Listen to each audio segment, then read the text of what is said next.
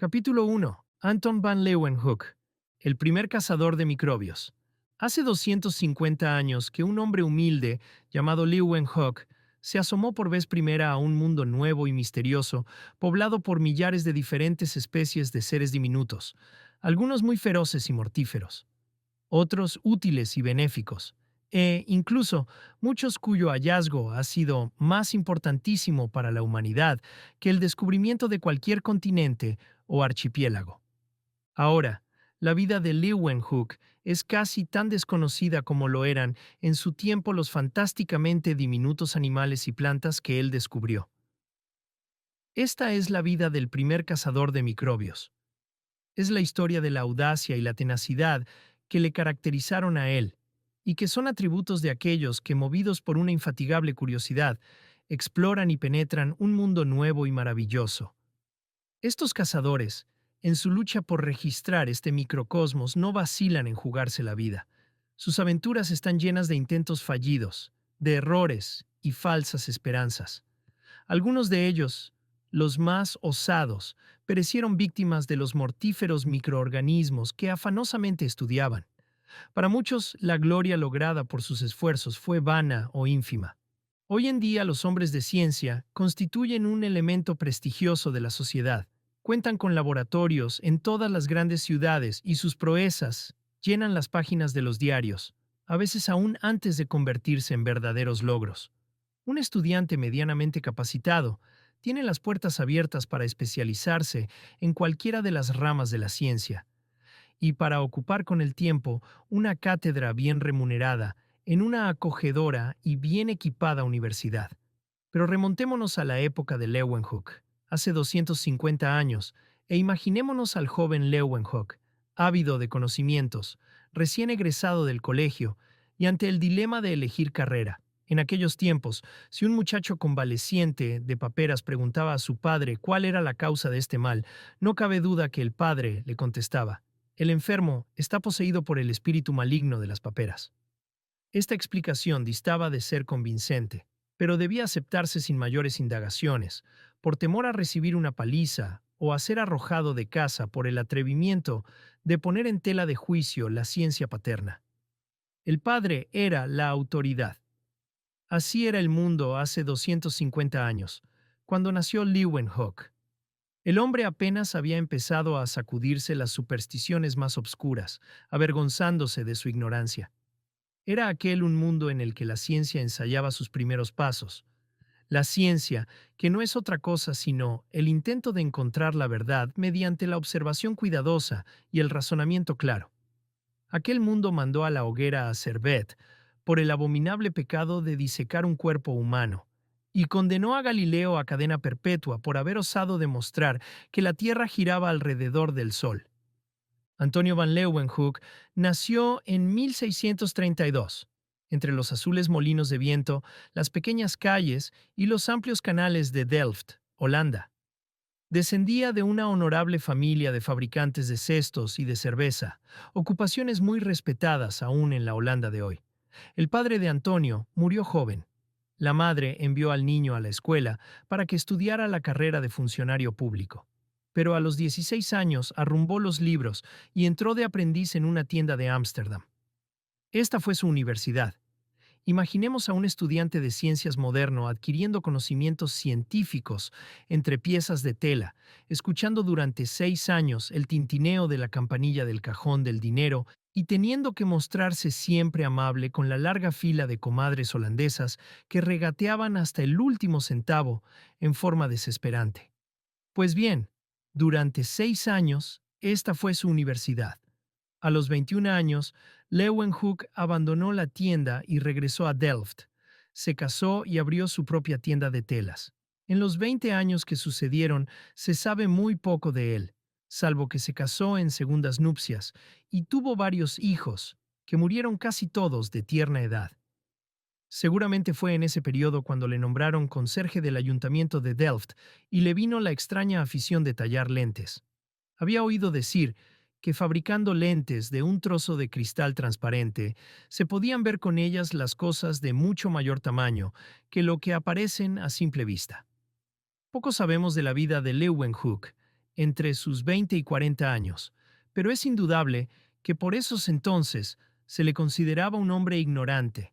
No sabía hablar más que holandés, lengua despreciada por el mundo culto que la consideraba propia de tenderos, pescadores y braceros. En aquel tiempo, las personas cultas se expresaban en latín, pero Leeuwenhoek no sabía ni leerlo. La Biblia, en holandés, era su único libro. Con todo, su ignorancia lo favoreció, porque, aislado de toda la palabrería docta de su tiempo, no tuvo más guía que sus propios ojos, sus personales reflexiones y su exclusivo criterio. Sistema nada difícil para él, pues nunca hubo hombre más terco que nuestro Antonio Leeuwenhoek. Qué divertido sería ver las cosas aumentadas a través de una lente. Pero, ¿comprar lentes? Leeuwenhoek, nunca. Jamás se vio hombre más desconfiado. ¿Comprar lentes? No, él mismo las fabricaría. Visitando las tiendas de óptica aprendió los rudimentos necesarios para tallar lentes. Frecuentó el trato con alquimistas y boticarios, de los que observó sus métodos secretos para obtener metales de los minerales, y empezó a iniciarse en el arte de los orfebres. Era un hombre de lo más quisquilloso. No le bastaba con que sus lentes igualaran a las mejor trabajadas en Holanda, sino que tenía que superarlas. Y aún luego de conseguirlo, se pasaba horas y horas dándoles una y mil vueltas. Después montó sus lentes en marcos oblongos de oro, plata o cobre que él mismo había extraído de los minerales, entre fogatas, humos y extraños olores. Hoy en día, por una módica suma, los investigadores pueden adquirir un reluciente microscopio. Hacen girar el tornillo micrométrico y se aprestan a observar, sin que muchos de ellos sepan siquiera ni se preocupen por saber cómo está construido el aparato. Pero en cuanto a Leeuwenhoek, naturalmente, sus vecinos lo tildaban de chiflado.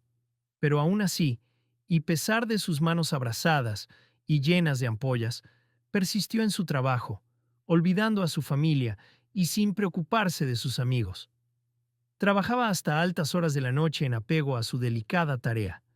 Sus buenos vecinos se reían para sí, mientras nuestro hombre buscaba la forma de fabricar una minúscula lente de menos de 3 milímetros de diámetro, tan perfecta que le permitiera ver las cosas más pequeñas, enormemente agrandadas y con perfecta nitidez.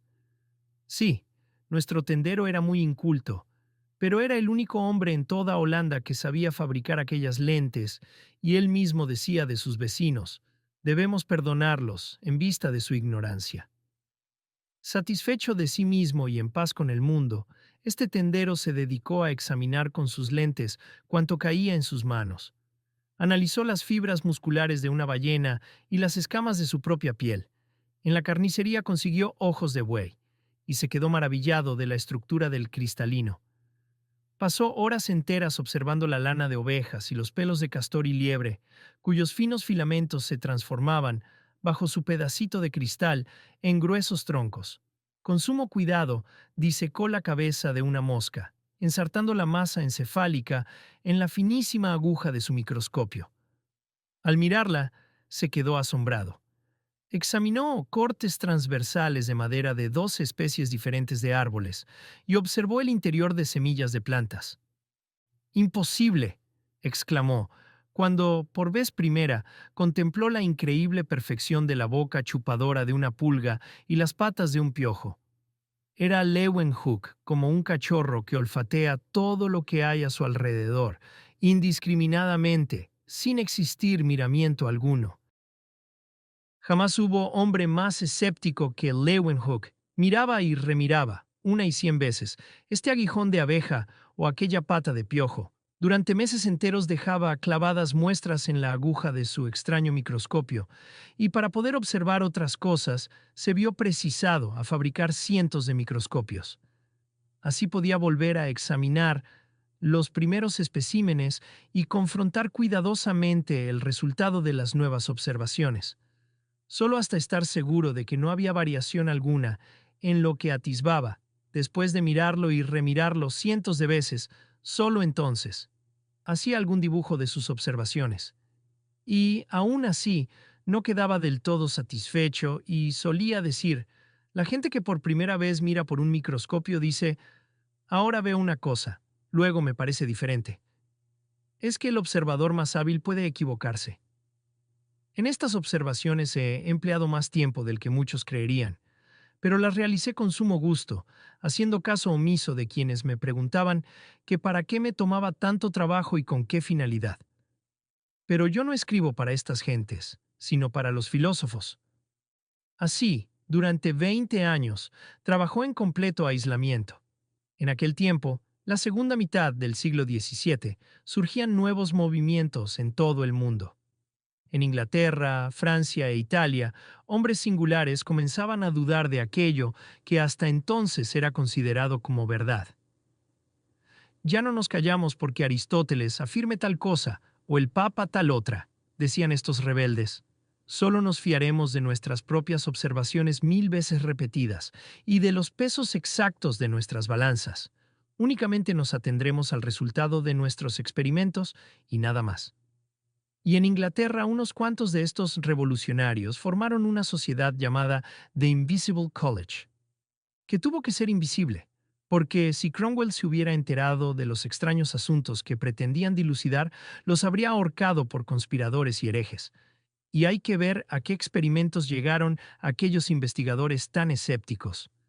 La sabiduría de aquel tiempo afirmaba que si se ponía una araña dentro de un círculo hecho con polvo de cuerno de unicornio, aquella no podría salir de él. ¿Y qué hicieron los miembros del Invisible College? Uno de ellos aportó lo que se suponía ser polvo de cuerno de unicornio, y otro llegó con una pequeña araña. La sociedad entera se arremolinó bajo la luz de grandes candelabros, y en medio de un gran silencio empezó el experimento con el siguiente resultado. Se hizo un cerco con polvo de cuerno de unicornio, colocando una araña en el centro, pero inmediatamente la araña salió corriendo fuera del círculo. ¡Qué elemental!, pensaríamos hoy. Naturalmente, pero recordamos que entre los miembros de aquella sociedad se encontraba Roberto Boyle, fundador de la química científica, y también Isaac Newton. Así era el Invisible College, y al ascender Carlos II al trono, el college salió de la clandestinidad, alcanzando la dignidad de Real Sociedad de Inglaterra. Sus miembros fueron el primer auditorio de Leeuwenhoek. En Delft había un hombre que no se reía de Antonio van Leeuwenhoek. Era Regnier de Graaf, a quien la Real Sociedad nombrara miembro correspondiente por haberla informado sobre sus estudios del ovario humano. Aunque ya en ese entonces Leeuwenhoek era muy huraño y desconfiado, permitió a Graaf que mirase por aquellas diminutas lentes, únicas en toda Europa. Después de mirar por ellas, Graaf se sintió avergonzado de su propia fama y se apresuró a escribir a sus colegas de la Real Sociedad. Hagan ustedes que Antonio van Leeuwenhoek les escriba sobre sus descubrimientos. Con toda la ingenua familiaridad de un campechano que no se hace cargo de la profunda sabiduría de los filósofos a quienes se dirige, Leeuwenhoek contestó al ruego de la Real Sociedad. Fue una misiva larga, escrita en holandés vulgar, con digresiones sobre cuánto existe bajo las estrellas. La carta iba encabezada así: exposición de algunas de las observaciones, hechas con un microscopio ideado por Mr. Leeuwenhoek, referente a las materias que se encuentran en la piel, en la carne, etc., al aguijón de una abeja, etc. La Real Sociedad estaba absorta. Aquellos sofisticados y sabios caballeros quedaron embobados, y les hizo gracia. Pero sobre todo, la sociedad quedó asombrada de las maravillas que Leeuwenhoek aseguraba haber visto a través de sus lentes. Al dar las gracias a Leeuwenhoek, el secretario de pie de la Real Sociedad le dijo que esperaba que esa su primera comunicación fuera seguida de otras. Y lo fue, por cientos de ellas en el transcurso de 50 años. Eran unas cartas en estilo familiar, saturadas de sabrosos comentarios sobre la ignorancia de sus vecinos, exponiendo las imposturas de los charlatanes y refutando supersticiones añejas. Entreveraba reportes de su propia salud, pero entre párrafo y párrafo de esta prosa familiar, los esclarecidos miembros de la Real Sociedad tenían el honor de leer descripciones inmortales y gloriosas de los descubrimientos hechos con el ojo mágico de aquel tendero de Delft. ¿Y qué descubrimientos? Cuando se para mientes en ellos, muchos de los descubrimientos científicos fundamentales nos parecen sencillísimos. ¿Cómo explicarnos que por miles de años los hombres anduvieran a tientas sin ver lo que tenían ante sus ojos. Lo mismo sucedió con los microbios. Hoy en día casi no hay nadie que no los haya contemplado haciendo cabriolas en la pantalla de algún cinematógrafo. Gentes de escasa instrucción los han visto nadar bajo las lentes de los microscopios, y el más novato de los estudiantes de medicina está en posibilidad de mostrarnos los gérmenes de cientos de enfermedades. ¿Por qué fue tan difícil, pues, descubrir los microbios? Pero dejemos a un lado nuestra petulancia y recordemos que cuando Leeuwenhoek nació no existían microscopios, sino simples lupas o cristales de aumento a través de los cuales podría haber mirado Leeuwenhoek hasta envejecer, sin lograr descubrir un ser más pequeño que el ácaro del queso. Ya hemos dicho que cada vez perfeccionaba más sus lentes, con persistencia de lunático, examinando cuánta cosa tenía por delante, tanto las más íntimas como las más desagradables. Pero esta aparente manía le sirvió como preparación para aquel día fortuito en que a través de su lente de juguete, montada en oro, observó una pequeña gota de agua clara de lluvia. Lo que vio aquel día es el comienzo de esta historia. Leeuwenhoek era un observador maniático, pero ¿a quién, sino a un hombre tan singular, se le habría ocurrido observar algo tan poco interesante? ¿Una de las millones de gotas de agua que caen del cielo? Su hija María, de 19 años, que cuidaba cariñosamente a su extravagante padre, lo contemplaba, mientras él, completamente abstraído, cogía un tubito de cristal, lo calentaba al rojo vivo y lo estiraba hasta darle el grosor de un cabello. María adoraba a su padre. Ay del vecino que se permitiera burlarse de él, pero ¿qué demonios se proponía hacer con ese tubito capilar? Ahora nuestro distraído hombre con ojos dilatados rompe el tubo en pedacitos, sale al jardín y se inclina sobre una vasija de barro que hay allí para medir la cantidad de lluvia caída. Regresa al laboratorio, enfila el tubito de cristal en la aguja del microscopio. De pronto se oye la agitada voz de Leeuwenhoek. «Ven aquí, rápido, en el agua de lluvia hay unos bichitos». Nadan, dan vueltas, son 1000 veces más pequeños que cualquiera de los bichos que podemos ver a simple vista. Mira lo que he descubierto. Había llegado el día de su vida para Leeuwenhoek. Alejandro descubrió en la India elefantes gigantescos hasta entonces, jamás vistos por los griegos. Pero estos elefantes eran tan conocidos para los indios como los caballos para Alejandro. César en Inglaterra se encontró con salvajes que lo dejaron asombrado, pero esos británicos se conocían entre sí como los centuriones a César. ¿Balboa? ¿Cuánto se ufanó por haber contemplado el Pacífico antes que ningún europeo? Y aquel océano era tan conocido para los indios de Centroamérica como el Mediterráneo para Balboa. Pero Leeuwenhoek, este conserje de Delft, había admirado un mundo fantástico de seres invisibles, a simple vista, criaturas que habían vivido, crecido, batallado y muerto, ocultas por completo a la mirada del hombre desde el principio de los tiempos. Seres de una especie que destruye y aniquila razas enteras de hombres 10 millones de veces más grandes que ellos mismos. Seres más fieros que los dragones que vomitan fuego, o que los monstruos con cabeza de hidra. Asesinos silenciosos que matan a los niños en sus cunas tibias y a los reyes en sus resguardados palacios. Este es el mundo invisible, insignificante pero implacable, y a veces benéfico, al que Leeuwenhoek, entre todos los hombres de todos los países, fue el primero en asomarse. Ese fue el día de su vida para Leeuwenhoek. Parte 3. Nuestro hombre no se avergonzaba de la admiración y el asombro que le causaba la naturaleza, tan llena de sucesos desconcertantes y de cosas imposibles. ¿Cómo me gustaría remontarme a aquellos albores de la ciencia, cuando los hombres empezaron a dejar de creer en los milagros, encontrándose ante nuevos acontecimientos, mucho más prodigiosos? Si por un momento pudiera experimentar lo que sentía nuestro ingenuo holandés, su emoción al descubrir aquel mundo y la náusea que le provocaban aquellos despreciables bichos pululantes, como él los llamaba. Ya he dicho que Leeuwenhoek Era un hombre muy desconfiado. Tan enormemente pequeños y extraños eran aquellos animalitos, que no le parecían verdaderos, por lo que los observó hasta que las manos se le acalambraron de tanto sostener el microscopio y los ojos se le enrojecieron de tanto fijar la vista. Pero era cierto, vio de nuevo aquellos seres, y no solo una especie, sino otra mayor que la primera, moviéndose con gran agilidad en sus varios pies, de una sutileza increíble. Descubrió una tercera especie y una cuarta, tan pequeña que no pudo discernir su forma. Pero está viva, se mueve, recorre grandes trechos en este inmenso mundo de una gota de agua.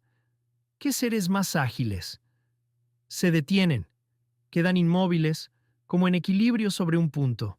Luego giran con la rapidez de un trompo, describiendo una circunferencia no mayor que un granito de arena. Así los definió Leeuwenhoek. Este hombre, que aparentemente trabajaba sin plan ni método, era muy perspicaz. Nunca se lanzó a teorizar, pero era un mago en mediciones. La dificultad estaba en conseguir una medida para objetos tan pequeños. Con el ceño fruncido musitaba: ¿de qué tamaño será realmente el más diminuto bichejo? Ansioso por encontrar una unidad de medida, hurgó en los rincones de su memoria, entre las miles de cosas que había observado con tanto detenimiento. El resultado de sus cálculos fue: este animalillo es 1000 veces más pequeño que el ojo de un piojo grande. Era un hombre de precisión, porque nosotros sabemos ahora que el ojo de un piojo adulto no es mayor ni menor que los ojos de 10.000 congéneres suyos. Podía, pues, servirle de tipo de comparación. Pero, ¿de dónde procedían esos extraños y minúsculos habitantes de la gota de agua? ¿Llovieron del cielo? ¿Treparon sin ser vistos desde el suelo al tiesto? ¿Los habría creado Dios, de la nada, a su capricho? Leeuwenhoek creía en Dios con el mismo fervor que cualquier holandés del siglo XVII. Siempre mencionaba a Dios como el creador del universo, y no solo creía en él, sino que lo admiraba desde el fondo de su corazón. Era tan grande que sabía modelar con sumo primor las alas de las abejas. Pero al mismo tiempo, Leeuwenhoek era también materialista. Su buen sentido le indicaba que la vida procede de la vida. Su fe sincera le decía que Dios había creado todos los seres vivientes en 6 días, iniciando un proceso, para luego descansar y dedicarse a recompensar a los buenos observadores, castigando a los chapuceros y charlatanes. Descartó como improbable la posibilidad de que aquellos animantes cayeran del cielo. Cierto era que Dios no podía hacer surgir de la nada a los animalitos que había encontrado en el tiesto. Solo había una forma de dilucidar esta cuestión: experimentando. Leeuwenhoek lavó cuidadosamente un vaso, lo secó y lo puso debajo del canalón del tejado. Tomó una gotita en uno de sus tubos capilares y corrió a examinarla bajo el microscopio. Sí, allí se encontraban nadando unos cuantos bichejos. Existen, hasta en el agua de lluvia reciente. Pero en realidad no había probado nada, pues quizá vivieran en el canalón y el agua les arrastrara. Entonces tomó un plato grande de porcelana, esmaltado de azul en el interior, lo limpió esmeradamente y, saliendo a la lluvia, lo colocó encima de un gran cajón, cerciorándose de que las gotas de lluvia no salpicaran lodo dentro del plato. Tiró la primera agua para que la limpieza del recipiente fuera absoluta, y después recogió en sus delgados tubitos unas gotas, regresando a su laboratorio. Lo he demostrado. Esta agua no contiene ni un solo bicho. No caen del cielo.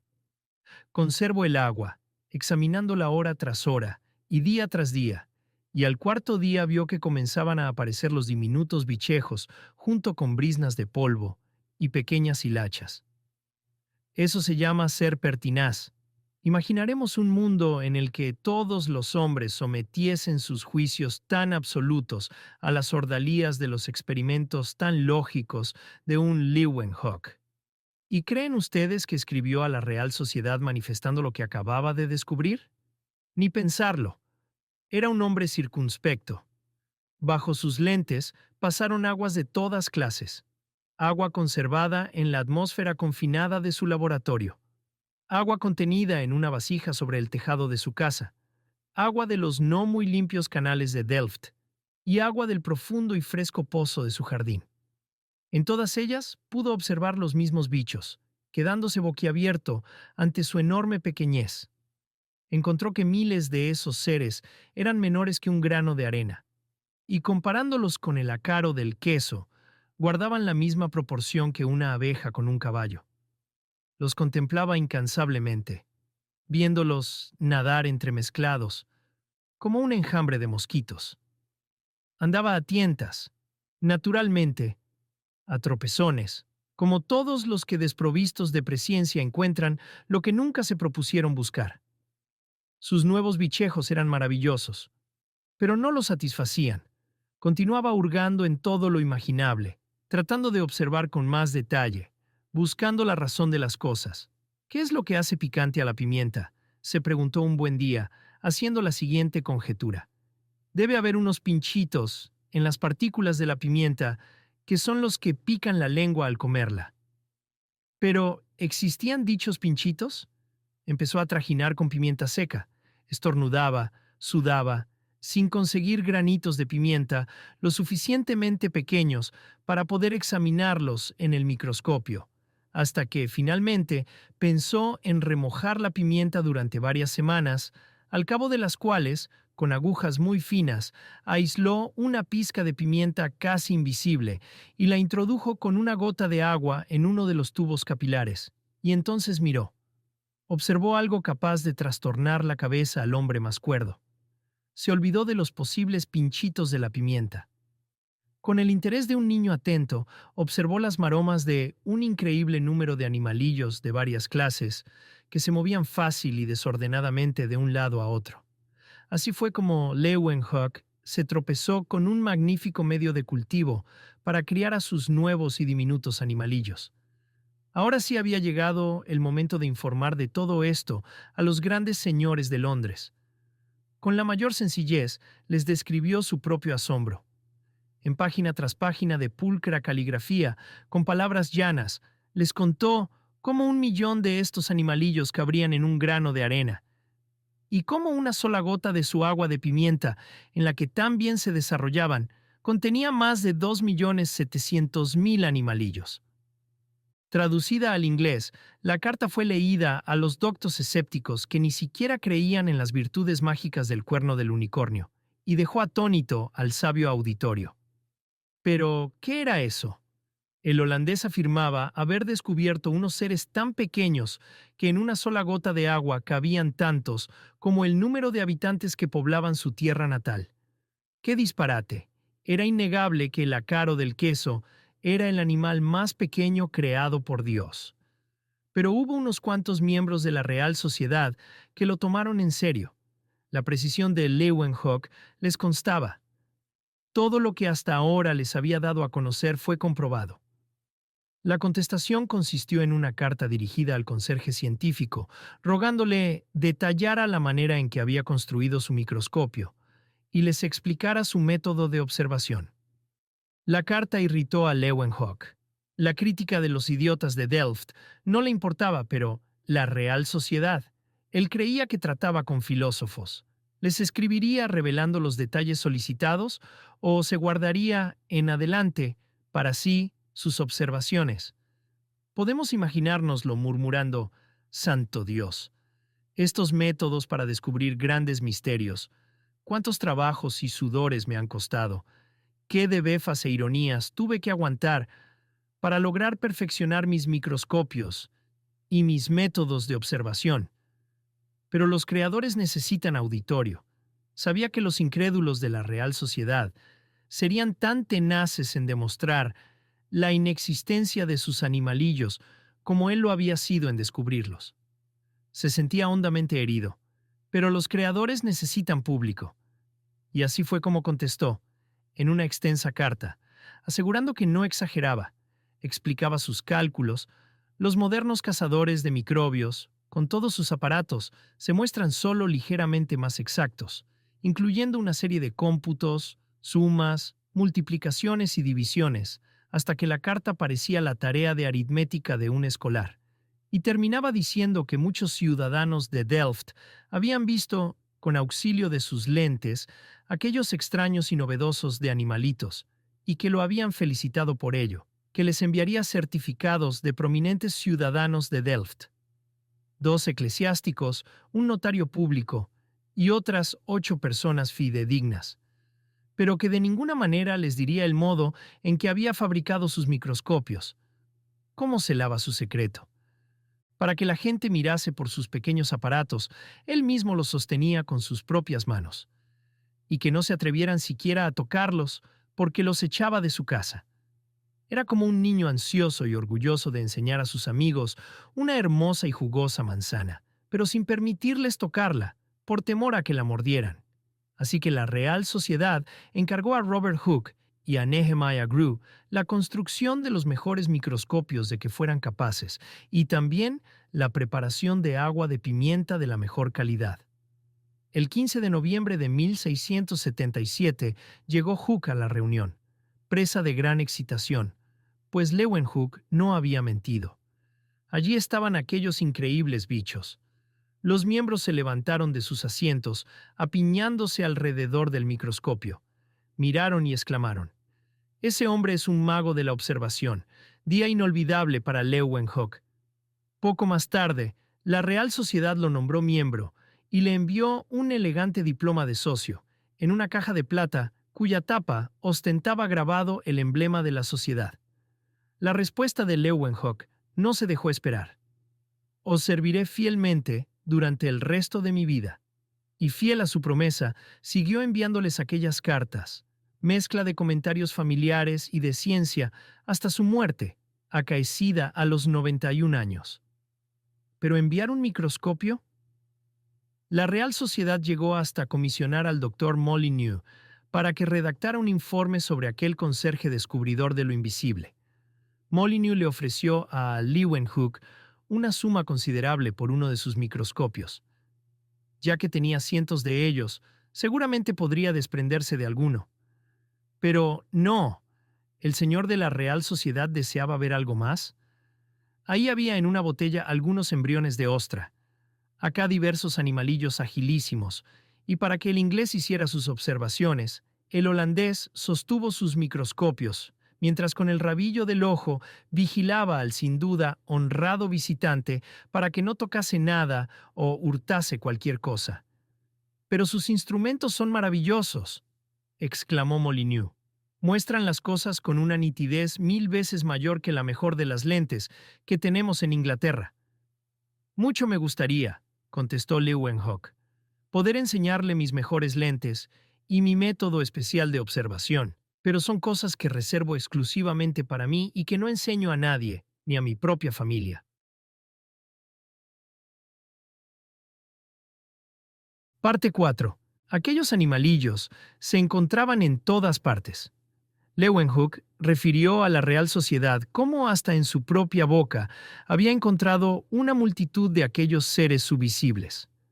«A pesar de mis 50 años», escribía, «tengo la dentadura excepcionalmente bien conservada, ya que todas las mañanas acostumbro frotarme enérgicamente los dientes con sal, y después de limpiarme las muelas con una pluma de ganso, me las froto fuertemente con un lienzo». Pero al mirarse los dientes con un espejo de aumento, notó que entre ellos le quedaba una sustancia blanca y viscosa. ¿De qué estaría compuesta aquella sustancia blanca?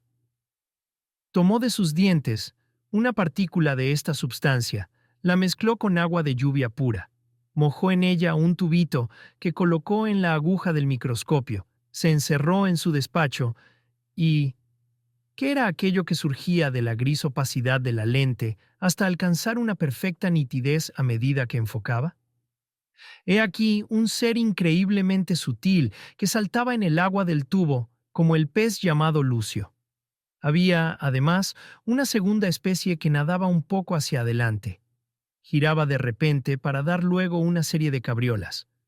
Había otros seres más lentos de movimiento, como simples palitos arqueados, pero el holandés, a fuerza de observarlos hasta que se le enrojecieron los ojos, logró verlos moverse. Estaban vivos. Era indudable. Tenía en la boca un verdadero zoológico. Allí se encontraban criaturas conformadas como cañas flexibles que se desplazaban con la majestuosa pompa de una procesión episcopal. Había espirales que se remolineaban en el agua como sacacorchos agitados.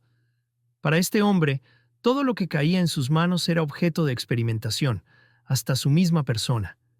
Cansado de sus largas observaciones, salió a dar un paseo bajo los enormes árboles que dejaban caer sus hojas amarillentas en los espejos oscuros de los canales. Necesitaba descansar.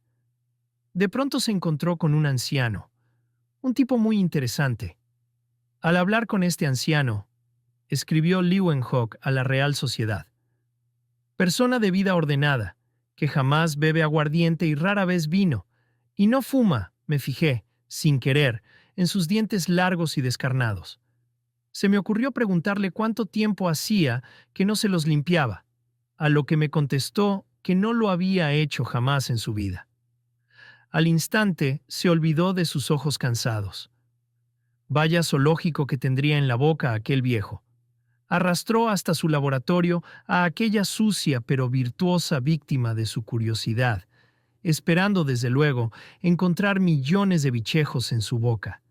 Pero principalmente deseaba comunicar a la Real Sociedad que la boca de aquel hombre albergaba una nueva especie de criaturas que se deslizaba entre las otras, doblando su cuerpo en graciosos caireles como una serpiente. El agua del tubito parecía animada por aquellos pequeñísimos seres. Parece extraño que en ninguna de sus 112 cartas Leeuwenhoek hiciera la menor alusión al daño que esos animalillos le podrían causar al hombre.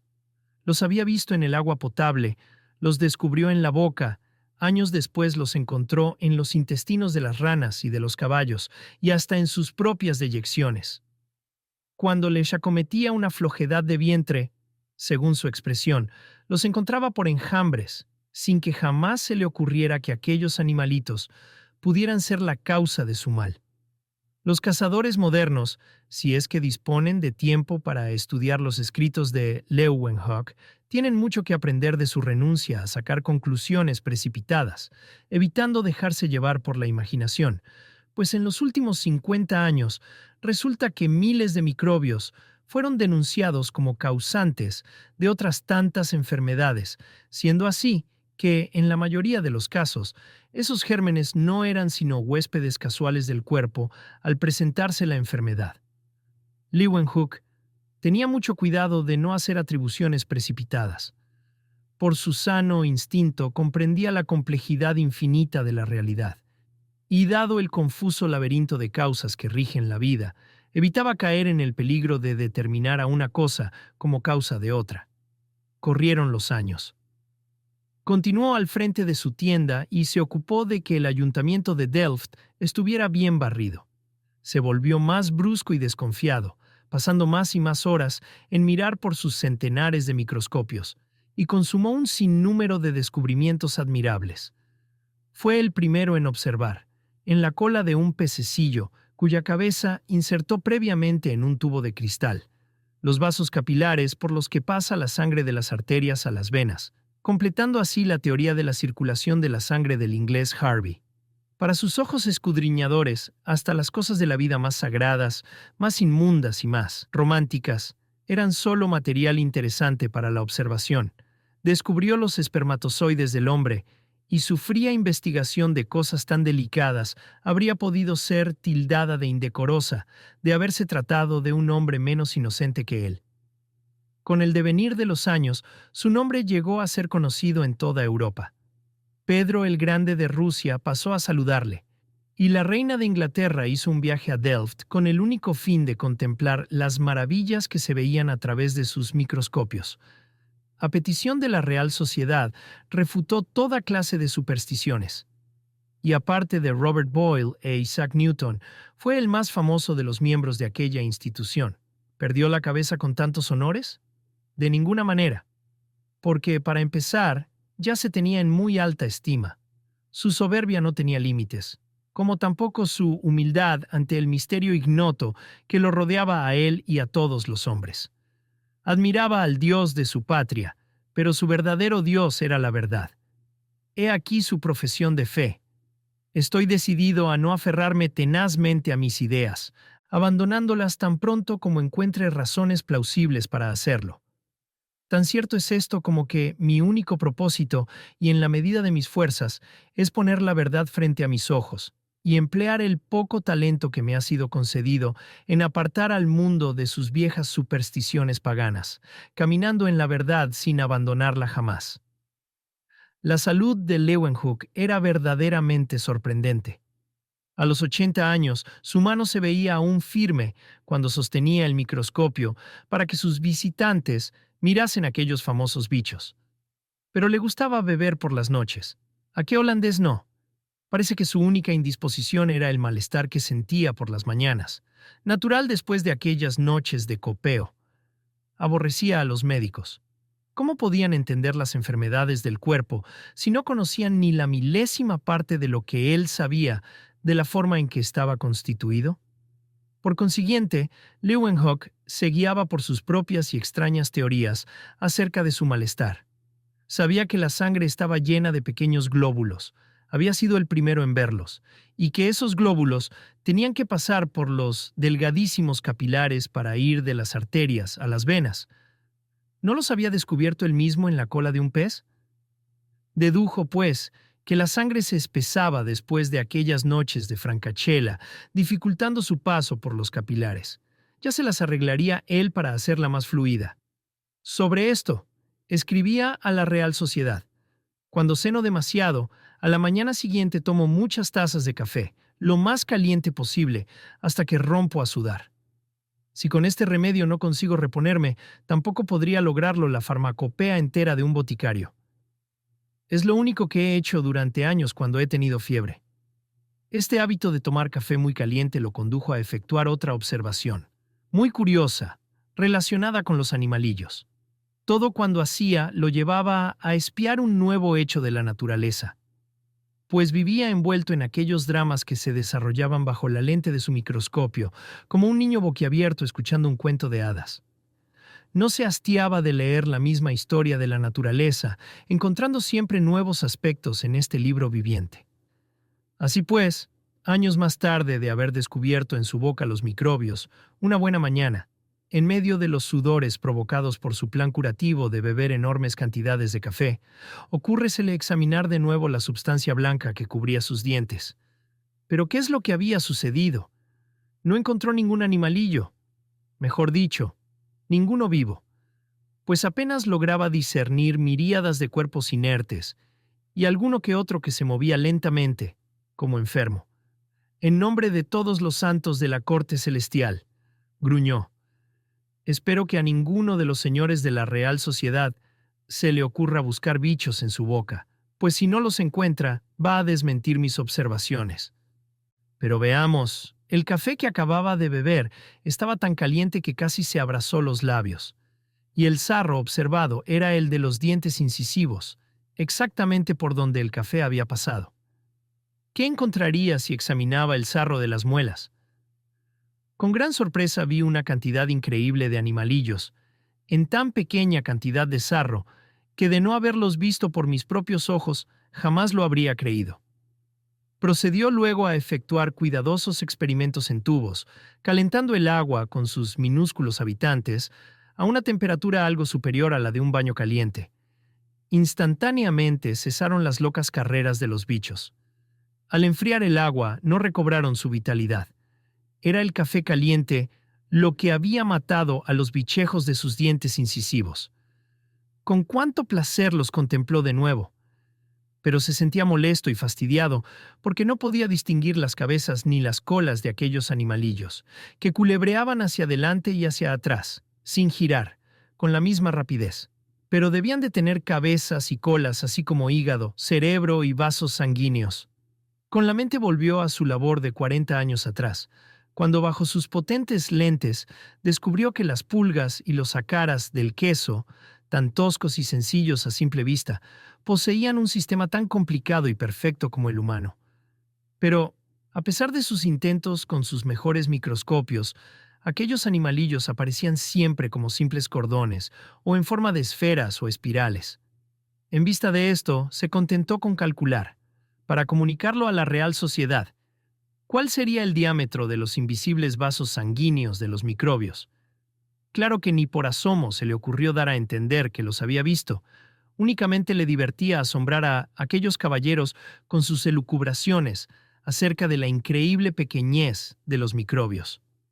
Si bien Antonio Leeuwenhoek careció de imaginación para deducir que aquellos despreciables bichejos podrían ser la causa de las enfermedades en el hombre, consiguió demostrar que aquellos seres microscópicos eran capaces de devorar y matar a seres mucho más grandes que ellos mismos. También solía examinar los mejillones y cangrejos que sacaba de los canales de Delft. Encontró millones de embriones en el interior de sus madres e intentó desarrollarlos fuera del cuerpo materno, en una vasija con agua del canal. Me pregunto, se decía, ¿cómo es que los canales no están atestados de mejillones, vista la cantidad tan enorme que las hembras llevan en su interior? Día tras día estuvo hurgando en la vasija de agua que contenía la masa viscosa de embriones, observándolos con sus lentes para ver si crecían. ¿Pero qué era lo que sucedía allí? Con asombro, vio desaparecer el contenido de las conchas, devorado por millones de microbios que atacaban vorazmente a los mejillones. La vida se alimenta de la vida. Es cruel, pero es la voluntad divina, reflexionó.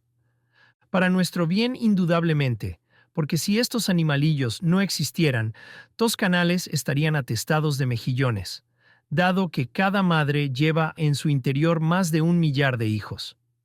Como vemos, Antonio Leeuwenhoek aceptaba y alababa todo como buen hijo de su tiempo. En aquel siglo, los investigadores no llegaron aún, como más tarde lo hizo Pasteur, a desafiar a Dios y a protestar ante la inexorable crueldad de la naturaleza para con la humanidad, para con sus hijos. Pasó Leeuwenhoek de los 80 años, y los dientes se le aflojaron, como tenía que sucederle incluso a un organismo tan fuerte como el suyo. No se quejó de la inevitable llegada del invierno de su vida. Se arrancó un diente para examinarlo con sus lentes, observando los animalillos que encontró en la raíz hueca. ¿Por qué no estudiarlos una vez más? Quizá descubriría algún nuevo detalle que inadvertidamente se le hubiera pasado antes. Al llegar a los 85 años, sus amigos le recomendaron que abandonara sus estudios para descansar. Frunció el ceño y abriendo sus ojos, aún vivaces, replicó: «Los frutos que maduran en otoño son los más duraderos». A los 85 años se consideraba en el otoño de su vida. Leeuwenhoek era todo un espectáculo. Le complacían las exclamaciones de admiración de aquellos que se asomaban a su mundo microscópico o de los que recibían sus desilvanadas y maravillosas cartas, pero tenían que ser filósofos y amantes de la ciencia. En cambio, no le gustaba enseñar. «Jamás he enseñado a nadie», escribió al famoso filósofo Leibniz, «porque de enseñar a alguien tendría que hacerlo con otros. Me impondría a mí mismo una esclavitud, y lo que deseo es seguir siendo un hombre libre». Pero si no enseña usted a la juventud, desaparecerá de la tierra el arte de fabricar lentes tan precisas como las suyas, y se suspenderá la observación de los nuevos animalillos, le contestó Leibniz. Impresionados por mis descubrimientos, los estudiantes y profesores de la Universidad de Leiden contrataron para impartir clases a 3 expertos pulidores de lentes. ¿Y cuáles han sido los resultados? Nulos, a mi juicio, pues el propósito de tales cursos es obtener ganancias comerciando con los conocimientos o el prestigio científico, lo que nada tiene que ver con el descubrimiento de las cosas ocultas a nuestros ojos.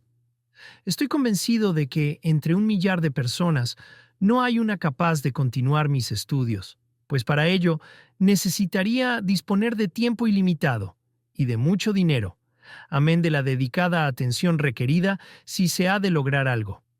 Así fue el primer cazador de microbios. En 1723, a la edad de 91 años, en su lecho de muerte, llamó a su amigo Hoogvliet. No pudo alzar la mano. Sus ojos, antes llenos de animación, estaban apagados, y los párpados empezaban a sellarse con el cemento de la muerte. Murmuró: «Hoogvliet, amigo mío, ten la bondad de hacer traducir estas 2 cartas que hay sobre la mesa». Envíalas a la Real Sociedad de Londres. Cumplía de este modo la promesa hecha 50 años atrás.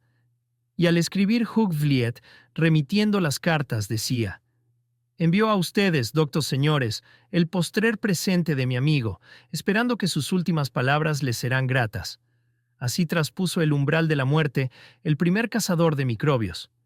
Ya leeréis referente a Spallanzani, que fue mucho más brillante, sobre Pasteur, con mayor imaginación que Leeuwenhoek, acerca de Robert Koch, cuya labor produjo beneficios más tangibles al tratar de librar a la humanidad de los tormentos causados por los microbios, y de otros muchos investigadores que hoy gozan de fama muy superior. Pero ninguno de ellos ha sido tan sincero ni tan desconcertantemente estricto como este conserje holandés, que bien pudiera haberles dado a todos ellos lecciones de precisión.